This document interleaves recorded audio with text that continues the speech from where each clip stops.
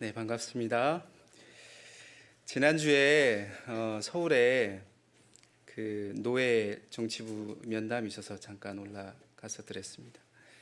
이제 두 명의 목사님과 두 명의 장로님 만나 뵙고 면담을 가졌는데 처음 뵙는 분들이죠. 이제 첫 인사가 그날이 마침 공교롭게도 그 재보궐선거가 있는 날이었어요.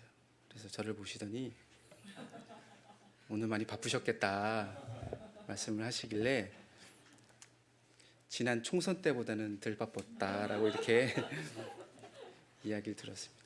제 이름하고 모 정당의 대표님하고 이름이 같다 보니 올 한 해 정말 제 이름이 이렇게 많이 방송에서 들려질 줄은 몰랐습니다. 이름은 같지만 사람은 다르죠.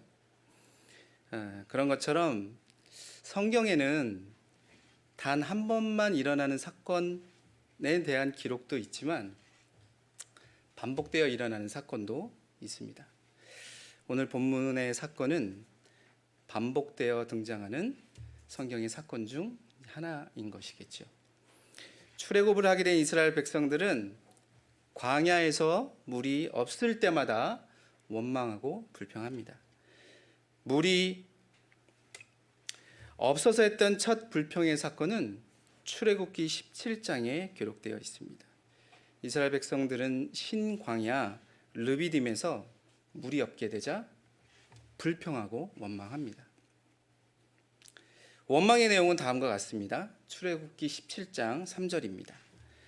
제가 읽어드릴게요. 어찌하여 우리를 애굽에서 인도해 내어서 우리와 우리 자녀와 우리 가축이 목말라 죽게 하느냐. 그리고 민수기 20장 또 신광야 가데스에서 동일한 방식으로 이스라엘 백성들은 원망을 하는 것이겠죠. 원망의 내용은 민수기 20장 3절에서 5절에 나와 있습니다. 제가 또 읽어드릴 테니까 한번 들으시면 좋겠습니다. 우리 형제들이 여호와 앞에서 죽을 때 우리도 죽었다라면 좋을 뻔하였도다. 어찌하여 여호와의 회중을 이 광야로 인도하여 우리와 우리 짐승이 다 여기서 죽게 하느냐. 너희가 어찌하여 우리를 애굽에서 나오게 하여 이 나쁜 곳으로 인도하였느냐. 이곳에는 파종할 곳이 없고 무화과도 없고 포도도 없고 석류도 없고 마실 물도 없도다. 이 비슷한 패턴으로 반복되는 두 사건에는 차이점이 있습니다. 먼저는 이스라엘 백성들의 태도입니다. 출애굽기에서 이스라엘의 백성들의 반응은 이 민수기에서 이스라엘 백성들 사이의 반응과 그 태도에서 차이점이 있다라는 것을 두 본문을 비교해 보면 알 수 있습니다. 이 두 본문을 대조해 보면 민수기에서 이스라엘 백성들의 반응이 출애굽기에서 보였던 반응보다 조금은 발전된 불평과 원망이라는 것을 알 수 있습니다. 불평과 원망을 발전되어졌다라고 표현하는 건 좀 그렇지만 뭔가 좀 더 업그레이드가 된 불평과 원망이라는 것을 알 수 있습니다. 그런데 제가 오늘 여러분들과 좀 나누고 싶은 것은 이 이스라엘 백성들의 업그레이드된 발전된 원망과 불평의 이야기가 아니라 이스라엘 백성들의 원망과 불평에 대한 모세의 반응에 대한 이야기를 좀 더 집중적으로 이야기를 하고 싶습니다. 이 모세의 반응을 통해서 오늘 본문의 제목인 부르심은 언제 끝나는가 라는 질문에 대한 답을 좀 찾아가기를 원합니다. 민수기 20장의 무리바 물 사건은 출애굽했던 출애굽의 1세대라고 할 수 있는 1세대가 이제 퇴장해 가고 광야 세대라고 일컬어지는 출애굽 2세대, 광야에서 태어났거나 출애굽했을 때 20세 이하의 사람들 일컬어서 우리가 출애굽 2세대라고 편의상 이야기할 수 있는데 이 세대가 등장하는 시기에 벌어진 사건입니다. 민수기 20장의 이 불평 사건은 주인공들이 출애굽 1세대가 아니라 출애굽 2세대라는 것을 좀 염두에 두실 필요가 있습니다. 이스라엘은 세대가 달라졌음에도 하나님을 향한 원망은 동일합니다. 한마디로 이야기하면 나 애굽으로 다시 돌아갈래입니다. 나 애굽으로 다시 돌아가고 싶다라는 동일한 동일한 마음을 하나님을 향한 잘못된 태도의 반응을 보이고 있는 것입니다. 두 사건에서 큰 차이점은 있어 보이진 않아요. 패턴을 보면 비슷한 흐름 가운데 두 사건이 있기 때문에 그렇습니다. 이스라엘 백성들은 물이 없게 되자 원망하고 불평합니다. 이스라엘 백성들의 원망과 불평을 듣고 모세는 하나님께 나아가죠. 그리고 하나님께서는 모세에게 이스라엘 백성들의 이 원망과 불평을 해결할 방법을 알려주시고 백성들은 물을 마시게 되는 이 큰 흐름 가운데 두 사건이 있습니다. 그런데 출애굽기와 민수기의 사건이 끝나고 난 후 이스라엘 백성들의 상황은 크게 달라진 것이 없는데 모세의 반응 때문에 모세의 삶에는 큰 변화가 있게 되는 것입니다. 물이 나오고 난 이후에 출애굽기 17장 7절에서 이 사건에 대해서는 출애굽기 17장에서는 이렇게 결론을 내립니다. 17장 7절에 그가 그곳 이름을 마사 또는 무리바라 불렀으니 이는 이스라엘 자손이 다투었으며 또는 그들이 여호와를 시험하여 이르기를 여호와께서 우리 중에 계신가 안 계신가 하였습니다라. 출애굽기 17장 무리바 사건 이후 이스라엘 백성들을 향한 하나님의 평가는 그들이 하나님과 다투고 시험하였다라고 결론을 내리십니다. 물이 나오고 난 후 민수기에서는 사건이 끝나고 난 후에 다음과 같은 결론이 내려지게 됩니다. 민수기 20장 12, 13절 오늘 우리가 함께 읽은 본문의 말씀인데요. 제가 읽어드릴게요. 여호와께서 모세와 아론에게 이르시되 너희가 나를 믿지 아니하고 이스라엘 자손의 목전에서 내 거룩함을 나타내지 아니한 고로 너희는 이 회중을 내가 그들에게 준 땅으로 인도하여 드리지 못하리라 하시니라. 이스라엘 자손이 여호와와 다투었으므로 이를 무리라 하니라. 여호와께서 그들 중에서 그 거룩함을 나타내셨더라. 민수기 20장의 무리바 사건 이후에 이스라엘 백성들을 향한 평가는 출애굽기와 동일합니다. 여호와와 다투었다라고 결론 내리고 있습니다. 그런데 민수기에서는 출애굽기와는 달리 새로운 결론이 하나 추가됩니다. 모세를 향한 결론입니다. 하나님은 모세와 아론을 향해서 이렇게 결론 내리십니다. 이렇게 평가하십니다. 너희가 나를 믿지 않았다. 내 거룩함을 나타내지 않았다. 땅으로 못 들어간다라고 모세와 아론을 향해서 하나님이 결론을 내리십니다. 민수기 무리바 물 사건 이후에 모세와 아론은 이스라엘 백성들을 이끌고 약속의 땅에 들어갈 수 없게 되었습니다. 모세는 출애굽기 3장에서 하나님께서 이스라엘 백성들을 출애굽시키시고 그들을 가나안 땅으로 데리고 가시고자 하는 이 하나님의 계획 가운데 첫 부름받은 사람이었습니다. 그리고 모세는 이 하나님의 부르심 이후에 이스라엘 백성들과 무려 40년의 시간을 함께 지내었습니다. 그런데 가나안 땅을 목전에 두고 모세는 하나님께 다음과 같은 말씀을 듣는 것이에요. 넌 못 들어가. 넌 들어갈 수 없어. 다른 말로 이야기하면 너의 부르심은 끝났어 라는 것입니다. 모세, 너의 부르심은 여기까지야 라는 것이겠죠. 여러분들은 모세를 향한 이 하나님의 결정을 어떻게 이해해야 할지 여러분들은 이해가 되십니까? 출애굽의 과정과 광야의 여정을 생각할 때 가나안 땅에 제일 먼저 들어가야 할 사람은 다름 아닌 모세이겠지요. 모세만큼 가나안 땅의 가장 좋은 땅, 가장 좋은 곳에 기업을 분배받고 그곳에서 뿌리를 내리고 살 수 있을 만큼 수고와 애씀을 했던 사람은 이스라엘 백성 중에 없음에도 불구하고 하나님은 모세를 향해서 가나안 땅에 못 들어간다라고 이야기를 합니다. 하나님께서 왜 모세에게 그렇게 말씀하셨는지 그 이유를 알려면 첫 번째, 너희가 나를 믿지 않았다라는 하나님의 말씀을 우리가 이해해야 합니다. 모세에게 하나님이 말씀하셨던 첫 번째 평가, 너희가 나를 믿지 않았다. 모세와 아론은 과연 무엇을 믿지 않은 것인가? 무엇을 믿지 않은 것인가? 그것은 바로 하나님의 성품에 대한 믿음이 없었다는 것입니다. 무엇이 없었다고요? 하나님의 성품에 대한 믿음이요. 하나님께서 모세와 아론을 향해서 너희는 믿음이 없어 라고 말하는 것은 영혼을 구원받음과 같은, 영혼을 구원받기 위해서 하나님을 믿는, 예수님을 믿는 그런 믿음이 없음이 아니라 하나님의 성품에 대한 믿음이 없다라는 것을 우리가 이해해 볼 필요가 있습니다.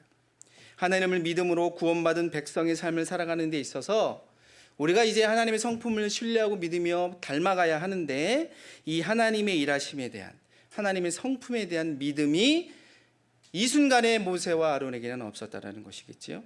그렇다면 모세와 아론이 믿지 못했던 하나님의 성품, 하나님의 일하심은 무엇이었을까?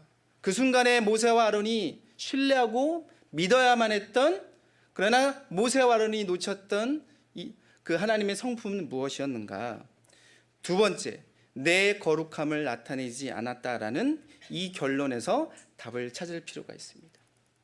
모세와 아론이 하나님의 성품을 믿지 못했는데 도대체 어떤 하나님의 성품을 믿지 못했는가? 그것에 대한 해답은 모세와 아론을 향해서 하나님이 말씀하셨던 내 거룩함을 믿지 않았다, 나타내지 않았다라는 이 결론에서 답을 찾을 수 있는 것이겠죠. 모세와 아론을 향해서 하나님이 거룩함을 나타내지 않았다라는 말씀은 모세와 아론이 거룩한 하나님의 이 성품을, 거룩이라고 하는 하나님의 성품을 믿지 않았다라는 것입니다. 그렇다면 여기서 말하는 거룩은 무엇일까? 여기서 언급되어지고 있는 이 거룩은 도대체 어떤 의미인가라는 것이겠지요. 거룩의 중요한 의미는 분리하다, 구별하다라는 뜻입니다. 거룩의 뜻이 무엇이라고요? 분리하다, 구별하다입니다. 다시 말해서 세상과 다르다라는 것입니다. 하나님의 이 거룩이란 성품은 세상의 기준과 가치와 다르다라는 것이 바로 하나님의 거룩의 성품이 담아내고 있는 중요한 의미인 것이겠죠. 죄로 인해 타락한 세상과 다른 하나님의 성품, 세상의 방식과 다른 하나님의 방식, 세상의 가치와 기준과 다른 하나님의 기준과 가치가 구별되게 세상 가운데 나타나게 되었을 때 그것을 일컬어서 우리는 무엇이라고 이야기할 수 있는 것이에요? 거룩하다라고 말할 수 있는 것입니다. 그런데 하나님께서는 모세와 아론을 향해서 내 거룩함을 나타내지 않았다라고 선언하십니다. 그렇다면 모세와 아론이 놓친, 그가 신뢰하지 못했던 하나님의 성품 거룩은 무엇이었을까?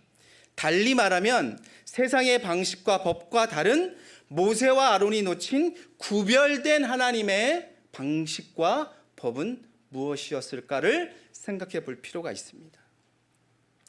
그것은 세 번째, 하나님이 모세와 아론을 향한 결론, 땅으로 못 들어간다라는 하나님의 결론에서 그 답을 유추해 볼 수 있습니다. 하나님은 자신의 거룩함을 세상과 구별된 하나님의 방식과 법으로 나타내시기로 결정하셨어요. 그래서 그것을 어떻게 드러내고자 하시는가? 첫 번째, 우리가 다 알듯이 이스라엘 백성들을 출애굽시키셨습니다.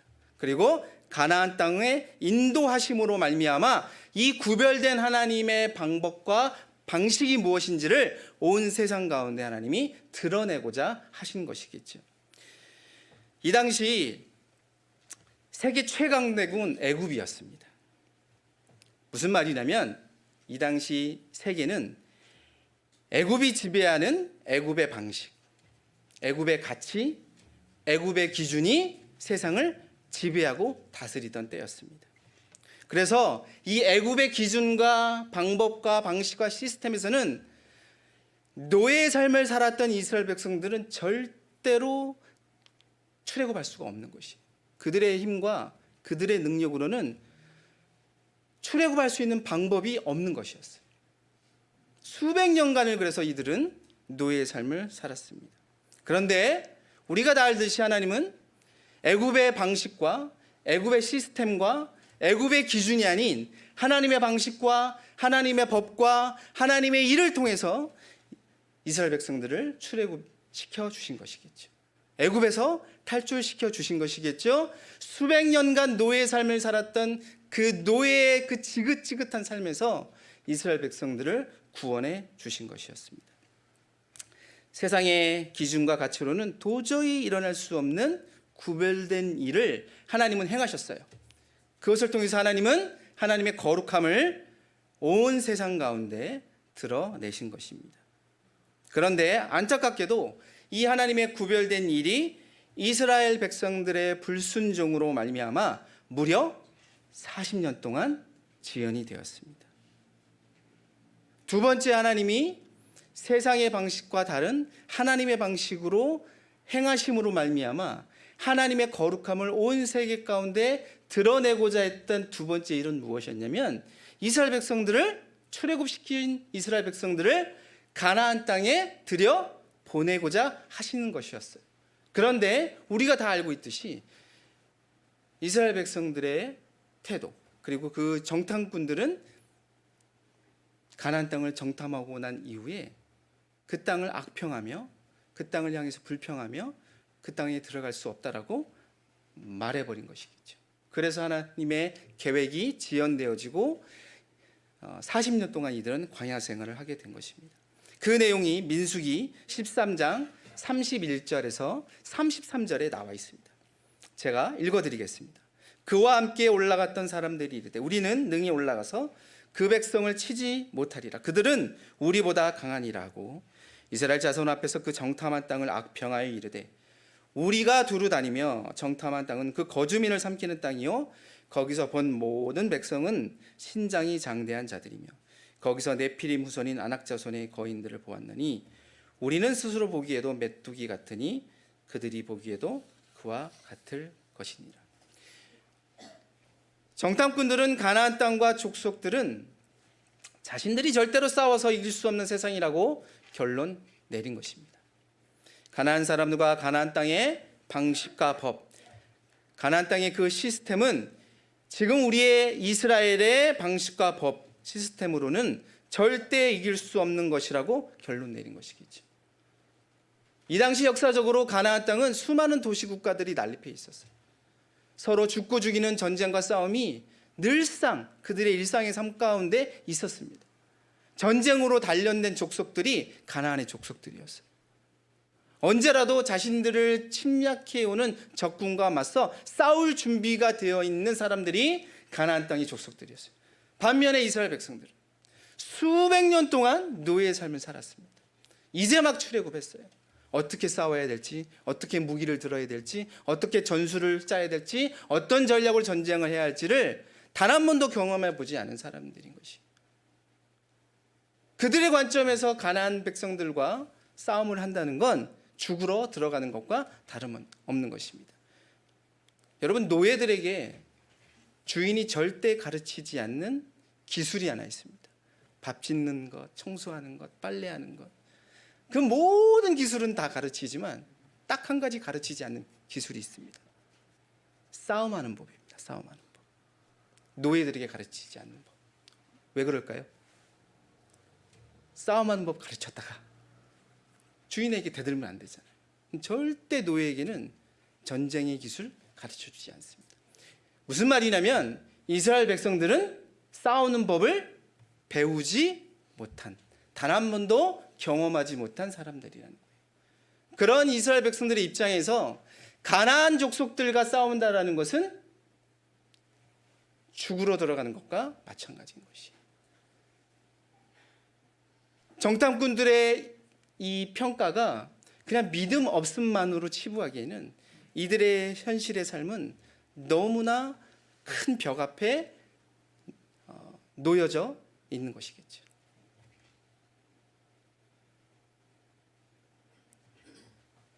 다시 말해 우리에게 있는 구별된 하나님의 방식과 법으로는 가나안은 절대로 얻을 수 없는 세상이라고 이들은 결론 내린 거예요. 이때 민수기 13장에서. 그러자 하나님께서 그들에게 다음과 같이 말씀하셨어요. 민수기 13장 28절입니다. 그들에게 이르기를 여호와의 말씀에 내 삶을 두고 맹세하노라. 너희 말이 내 귀에 들린 대로 내가 너희에게 행할 것이다. 너희 말이 내 귀에 들린 대로 내가 너희에게 행할 것이다. 그래서 이스라엘 백성들은 40년의 시간을 방황하게 된 것입니다. 그런데 40년 전에 일어났던 일이 민수기 20장 모세와 아론을 통해서 무리바에서 다시 재현되고 있는 것이겠죠. 모세는 이스라엘 백성들을 향해서 다음과 같이 소리칩니다. 반역한 너희여, 우리가 너희를 위하여 반석에서 물을 내려. 모세는 이스라엘 백성들을 향해서 40년 전 정탐꾼들이 가나안의 거민들을 향해 가졌던 생각을 지금 반복하고 있는 것이에요. 너희 이스라엘 백성들은 절대 변하지 않는다. 지난 40년 동안 세상과 구별된 말씀과 이적과 기적으로 가르치고 또 가르쳤지만 너희는 지금 조금도 변한 것이 없다. 여전히 불평하고 여전히 원망하고 여전히 하나님 앞에 바른 믿음의 태도를 보이지 않는 너희는 40년이 지나도 절대 변한 것이 없다라고 지금 모세가 백성들을 향해서 화를 내고 있는 것이겠죠. 여전히 너희는 하나님께 반역한 존재들, 너희들은 절대로 가나안에 들어갈 수 없는 자격 없는 존재들이다라고 지금 외치고 있는 것입니다. 마치 40년 전 정탐꾼들이 가나안 땅을 악평하며 절대 우리는 그 땅에 들어갈 수 없는 존재들이라고 외친 것과 같은 맥락의 반응을 모세는 지금 40년이 지나서 무리바에서 이스라엘 백성들을 향해 보이고 있는 것이겠죠. 모세의 말은 사실은 하나도 틀리지 않았습니다. 맞습니다. 이스라엘은 여전히 그런 존재들입니다. 여전히 하나님께 반역하고 하나님을 무시하고 지도자들을 존중하지 않은 존재들입니다. 그런데 이러한 반응을 하고 있는 모세를 향해서 하나님이 오늘 말씀하시는 거예요. 너희가 나를 믿지 않았다. 내 거룩함을 나타내지 않았다. 내가 그들에게 준 땅으로 인도하여 드리지 못한다. 왜냐하면 하나님의 관점에서는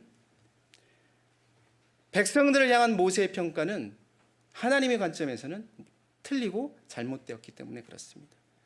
왜냐하면 하나님은 이스라엘 백성들을 반드시 가나안 땅으로 인도하시기로 작정하시고 결정하셨기 때문입니다. 이스라엘의 패역함과 반역함과 관계없이 하나님은 이스라엘 백성들을 가나안 땅으로 인도하시기로 결정하셨어요. 그렇기 때문에 모세의 행동과 말은 모두 틀렸습니다. 모세가 보인 반응은 사실은 정탐꾼들이 보인 반응과 똑같은 반응이라고 할 수 있는 것이에요. 가나안 땅이 거주민을 삼키고 가나안의 거민들이 네피림의 후손인 아낙 자손 같은 자들이라 할지라도 하나님은 말씀하셨어요.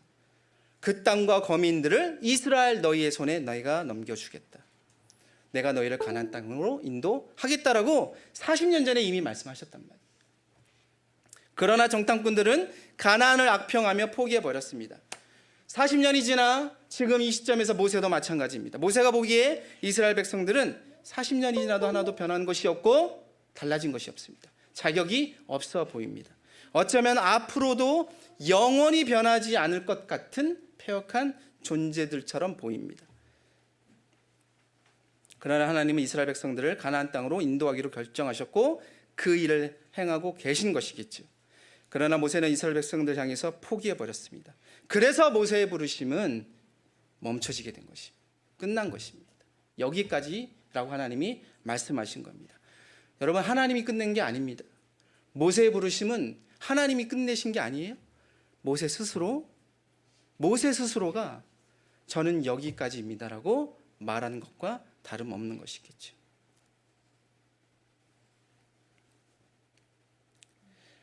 모세는 하나님께서 이스라엘 백성들을 가나안 땅으로 인도해 가실 것이라는 것을 믿지 못했어요. 하나님의 그 거룩함의 방식이 가나안의 방식을 이기기에는 이스라엘 백성들은 그럴 가치가, 그럴 만한 준비가 되어 있지 않다라고 생각한 것이겠죠.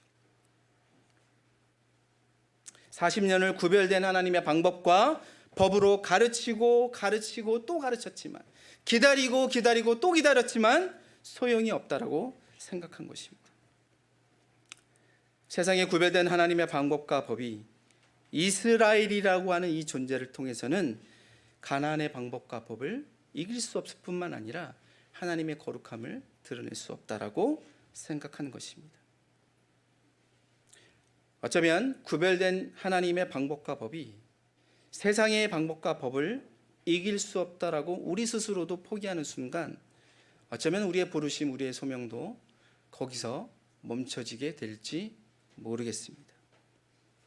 우리에게 허락하신 공동체, 우리에게 허락하신 사역, 우리에게 허락하신 한 영혼이 구별된 하나님의 방법과 법으로는 절대 바뀌지 않고 바꿀 수 없다라고 우리의 믿음이, 우리의 마음이 포기하는 순간 공동체를 향한 부르심, 사역을 향한 부르심, 한 영혼을 향한 부르심이 멈추게 되는 것이겠죠. 우리는 생각합니다. 도저히 바꿀 수 없다라고 보여지는 어떤 상황의 벽이 우리의 부르심을 끝낸다라고 생각을 하지만 그렇지 않습니다. 저와 저 가족은 지난 6년간 캐나다에서 사역을 하고 왔습니다. 다들 아시겠지만 캐나다 토론토에 있는 YM 토론토라고 하는 베이스가 굉장히 큽니다. 한 10,000평이 넘을 거예요. 베이스 크기가. 그러니까 저는 거기서 무슨 일을 사역을 했냐면 여러 가지 했어요. 말씀 사역도 하고 DTS 훈련 사역도 하고 화요 모임이라고 하는 예배 사역도 섬기고. 근데 그 중에 가장 오랜 시간 섬겼던 사역은 메인터넌스라고 관리부 일을 했습니다. 베이스가 굉장히 크다라고 말씀드렸지 않았습니까? 10,000평. 굉장히 넓습니다. 캐나다에서의 삶을 흔히들 그렇게 표현합니다. 잔디 광야의 삶이다. 흙과 모래바람이 있는 광야가 아니라 널따란 푸른 잔디가 있는 그런 광야의 삶이다. 베이스의 그 풀을 한번 깎으려면 하루 종일 깎아야 됩니다. 근데 이 풀은 어찌나 또 잘 자라는지. 한번 깎으면 한 2, 3주 지나면 깎으면 좋은 것만 한 3, 4일 지나면 또 자라 있어요. 또 깎아야 됩니다. 그 베이스에 또 나무가 굉장히 많습니다. 그리고 비바람에 쓰러진 나무도 굉장히 많습니다. 관리부라고 했으니까 생전 해보지 않은 일을 하기 시작을 했는데 쓰러진 나무를 치워야 되니까 여러분 그 아시죠? 이렇게 엔진톱이라고 윙 돌아가는 그 톱. 생전 다뤄보지 않은 그 엔진톱을 가지고 나무를 자르고 하는 일들을 했어요. 익숙하지 않은 일을 하다 보니 이제 실수를 하게 되겠죠. 나무를 자르다가 엔진톱을 들고 잘못해서 엔진톱을 떨어뜨려서 제 왼쪽 무릎을 쳤어요. 그래서 한 10cm 이상의 상처가 이렇게 살이 이렇게 벌어졌어요. 천만다행이었습니다. 다리가 잘릴 뻔했는데 주님께서 지켜주셔서 다행히 잘 치료가 되었습니다. 그런 일을 이렇게 하고 있으면서 이런 생각이 든 거예요. 난 누구, 여긴 어디? 난 여기서 도대체 무엇을 하고 있는가? 왜 난 여기에서 있는가? 하나님께 질문 드렸습니다. 내가 왜 하나님 여기에 있어야 합니까? 내가 왜 이곳에서 이 일을 해야만 합니까? 오해는 하지 마십시오. 관리부의 일이 하찮거나 중요하지 않다라고 말씀드리는 게 아닙니다. 누군가는 반드시 꼭 해야만 하는 일입니다. 굉장히 중요하고 굉장히 소중한 일입니다. 근데 저는 그 일을 하고 싶어 간 것이 아니었는데 왜 하나님 나는 이 일을 지금 하고 있어야만 합니까? 라는 질문을 하기 시작했습니다. 그 풀을 깎기 위해서는 풀 깎는 그 차가 있어요. 차라고 표현하기도 그렇고 하여튼 풀 깎는 기계가 있습니다. 거기에 앉아서 하루 종일 베이스를 돌면서 하나님 저는 왜 이곳에 있어야 합니까? 왜 이곳에서 머물러 있어야 합니까? 이 일을 내가 왜 하는 이유는 뭐예요? 정말로 많은 시간을 하나님께 물었던 것 같아요. 좀 알려주세요 하나님. 대답 안 하실 겁니까? 이런 식으로 하실 거예요? 하나님과 그 스트러글의 시간을 굉장히 오래 가졌습니다. 근데 어느 날 하나님이 제게 말씀하시는 거예요. 네가 그렇게 말했잖아. 예? 제가요? 제가 언제요? 제가 언제 이거 하고 싶다라고 이야기했습니까? 네가 나한테 그렇게 말했어. 아무리 생각해도 떠오르지 않는데 어느 날 묵상을 하다가 제가 하나님한테 고백했던 고백이 생각이 났어요. 저는 2007년에 제주열방대학에서 CDTS라고 하는 훈련을 받았습니다. 우리 이영규 목사님, 김미현 사모님의 꼬임에 넘어가 DTS를 받아야 된다라는 꼬임에 살짝 넘어가서 너무 좋아 보이더라고요. 두 분이 그 DTS를 받고 오셨는데 막 광채가 나시고 뻥 조금 못해서 어쨌든 그 훈련이 너무 사모하게 됐어요. 그래서 받았어요. 훈련을 받는데 하나님의 말씀을 내가 너무 모른다는 생각을 하게 됐어요. 내가 말씀을 좀 배우고 공부하고 알아야겠다. 봤더니 그 열방대학에서 9개월 동안 신구약 66권의 말씀을 공부하는 학교가 있다라는 거예요. 그래서 그 말씀을 공부하는 학교에 바로 입교를 해서 공부를 했습니다. 근데 공부를 하고 나서 또 여전히 내가 하나님 말씀을 잘 모르는 것 같아서 간사로 위탁을 하게 됐습니다. 그래서 그 이후에 계속 사역을 하게 됐어요. 한번 학교가 시작하면 9개월 동안 진행이 됩니다. 전도여행까지 포함하면 거의 1년의 시간을 이제 그 훈련 사역에 이제 하게 되죠. 스쿨만 한 10번 이상 한 것 같아요. 10년 이상 했다는 이야기겠죠. 그 DTS 사역도 참 많은 학생들을 만나고 학생들과 함께 시간을 보냈습니다. 그런데 그 시간들이 흘러가면서 어느 순간 제 안에 이런 좀 질문이 생겼어요. 훈련 받으면 뭐 하나? 변화가 없는데. 아니 그렇게 훈련 받았는데. 그러면서 제 안에 이런 푸념이 나왔어요. 더 이상 누군가의 삶의 인생에 관여하고 싶지 않다라는 마음이 제 안에 생겼어요. 지긋지긋하다. 그 이야기를 제가 했어요. 하나님이 제게 말씀하시는 거예요. 동훈아, 너의 말이 내 귀에 들린 대로 내가 너에게 지금 해주고 있잖아. 내가 왜 여기서 이 일을 하고 있습니까? 라는 질문에 대해서 하나님이 제게 주신 답은 너의 말이 내 귀에 들린 대로 내가 너에게 해주고 있는 것이야 라는 말씀이었습니다.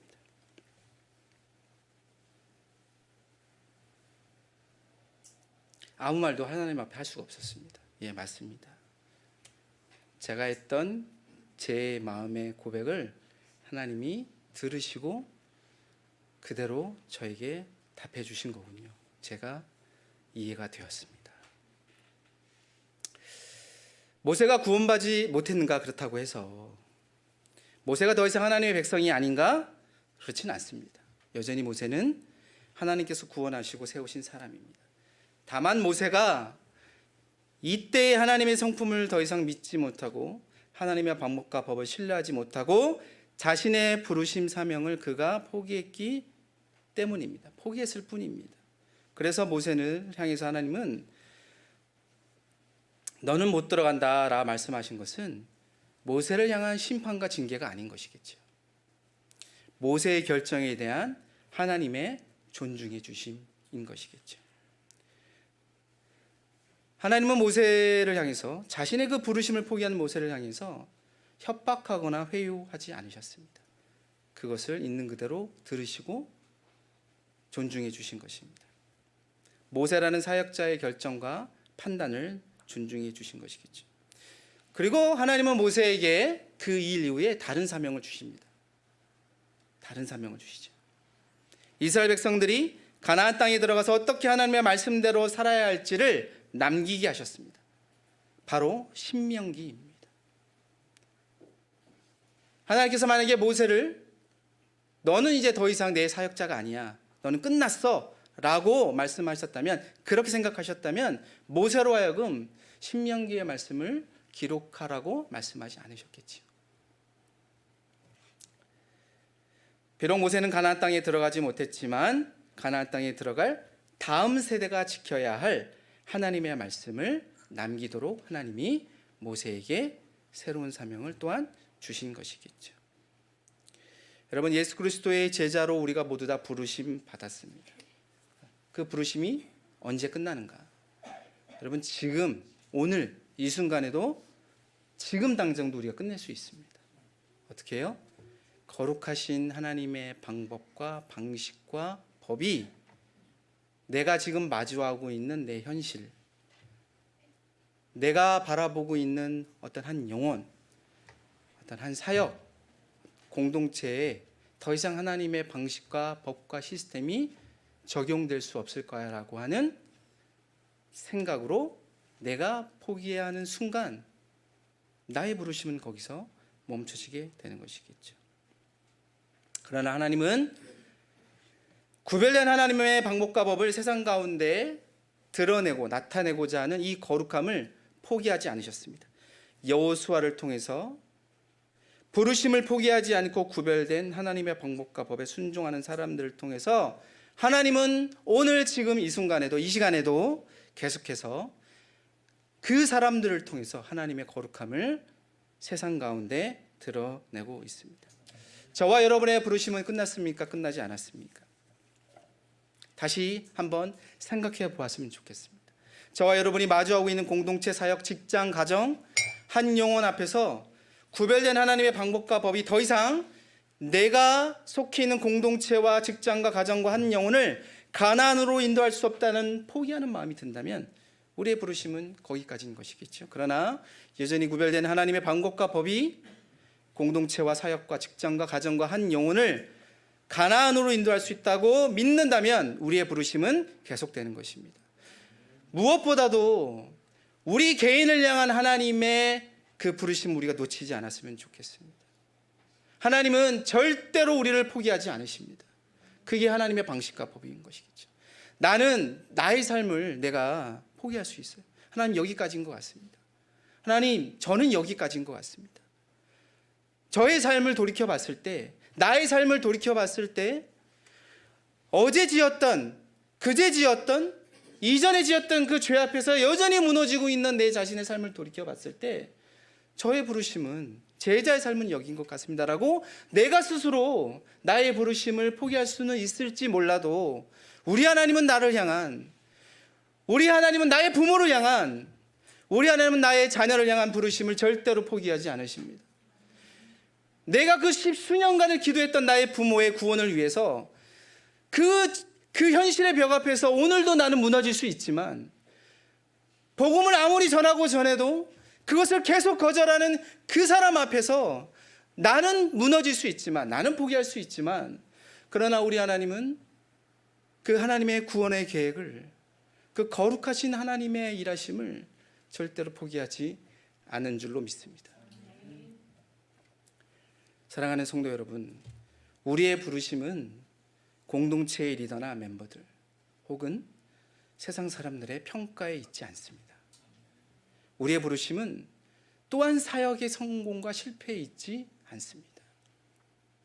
우리의 부르심은 이 구별된 하나님의 방법과 법이 세상의 방법과 법으로 견고하게 둘러싸여 있는 이 세상을 변화시킨다는 믿음에 우리의 부르심이 있는 줄로 믿습니다. 저와 여러분 가운데 이 부르심에 오늘 누가 반응하고 싶으십니까? 이 구별된 하나님의 방법과 법이 여러분 나를 변화시키고, 내 부모를 변화시키고, 내 자녀를 변화시키고, 내가 그렇게 안타깝게 기도하는 한 영혼을 변화시킬 수 있다라는 이 부르심에 우리가 좀 반응했으면 좋겠습니다. 우리의 준비됨이 있어서가 아니라 하나님께서 그렇게 행하실 줄로 믿습니다. 하나님의 부르심은 결코 후회함이 없는 줄로 믿습니다. 그 세상의 방법이 아닌 구별된 하나님의 방법이 우리에게 있는 줄로 믿습니다. 우리의 믿음을 사용해서 하나님의 거룩함이 이 세상 가운데 드러날 수 있도록 우리가 함께 결단하고 기도했으면 좋겠습니다. 제가 기도하겠습니다. 하나님 아버지 감사합니다. 이 아침에 우리가 다시 한번 믿음으로 결단한 것은 하나님의 부르심은 절대 후회하심이 없을 뿐만 아니라 하나님 우리의 상황과 우리의 형편과 또 우리의 환경에 관계없이 하나님의 부르심은 영원하다는 것을 우리가 믿고 깨달을 수 있게 도와주시옵소서. 하나님, 나는 여기까지라고 생각할 수 있지만 하나님은 그렇지 않다라는 그 믿음을 가지고 하나님 우리의 부르심을 스스로 놓지 않고 하나님 붙들고 의지하여서 주님께서 우리에게 맡겨주신 이 부르심의 사명을 잘 감당해가는 우리 모두가 되게 하여 주시옵소서.